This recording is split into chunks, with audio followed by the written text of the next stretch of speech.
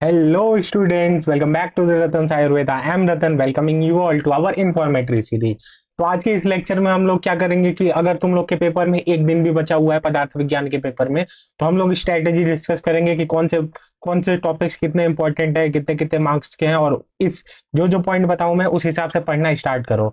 और लेक्चर इस वीडियो को स्टार्ट करने से पहले मैं बता देना चाहता हूँ, जो पदार्थ विज्ञान का सिलेबस है उसका पूरा वन शॉट मैंने कवर करवा दिया है। तो आई बटन में लिंक दे दूंगा, वहां से जाओ और पूरा पदार्थ विज्ञान का सिलेबस कवर कर लो। और एक एक पॉइंट मैंने जो भी आने की संभावना है, सारे टॉपिक सारे पॉइंट कवर करवा रखे हैं। तो बस एग्जाम से पहले वो वीडियो देख के चले जाओ, आराम से तुम लोग के एग्जाम्स अच्छे जाने वाले हैं और आराम से पास हो जाओगे। तो आ जाओ, एक बार पदार्थ विज्ञान का पेपर अब आने वाला है एमपी एमएससी यूनिवर्सिटी का, तो एक बार डिस्कशन कर देते हैं कि कौन कौन से टॉपिक कितने इंपॉर्टेंट है। तो देखो, पेपर वन पे हम लोग डिस्कशन करना स्टार्ट करते हैं। तो सबसे पहले आयुर्वेद निरूपण है, उसके साथ साथ पदार्थ एंड दर्शन निरूपण है। तो ये तुम लोग के 25 मार्क्स के क्वेश्चन कैरिंग करेंगे, और एमसीक्यू भी आने वाले हैं, 5 मार्क्स के भी बन सकते हैं और लॉन्ग भी बन सकता है इनसे।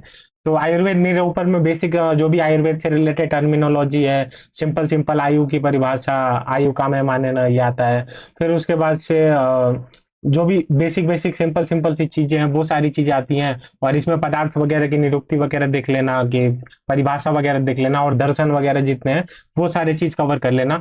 या फिर तुम लोग को कवर भी नहीं करना है, मैंने वन शॉट में सारे कवर करवा दिए हैं, वहां से बस लेक्चर देख के चले जाओ, सारे टॉपिक्स तुम्हारे क्लियर हो जाएंगे और अच्छे से तुम लोग पेपर में लिख के आ सकते हो। बस वो वन शॉट लेक्चर देख के चले जाना एग्जाम से पहले। तो ये 25 मार्क्स के क्वेश्चन यहाँ से आने वाले हैं। फिर अब ये तुम्हारा पार्ट आएगा कि द्रव्य गुण कर्म सामान्य विशेष समवाय और अभाव। तो देखो, ये सारी चीजें पढ़नी है तुम लोग को, लेकिन एकदम नॉर्मली नहीं पढ़नी है कि सिर्फ मुझे पदार्थ के लिए ही पढ़ना है, क्योंकि पदार्थ का पेपर खत्म होगा वैसे ही तुम लोग के संहिता के पेपर आ जाएंगे। तो संहिता का पेपर जो है वो मोस्टली जो है वो पदार्थ का पेपर कवर करता है।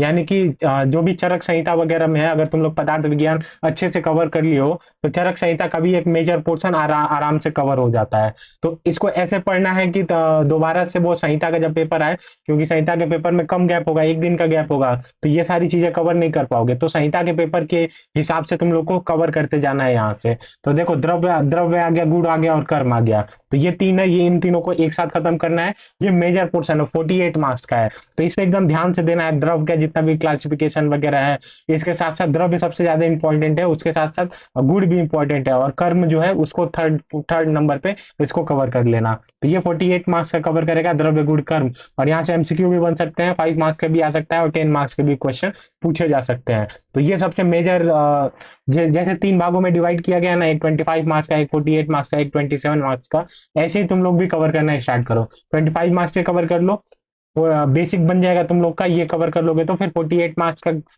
मार्क्स के टॉपिक्स कवर कर लो। तो इसमें द्रव्य गुण कर्म तुम लोग को अच्छे से एकदम मास्टरी हासिल कर लेनी है।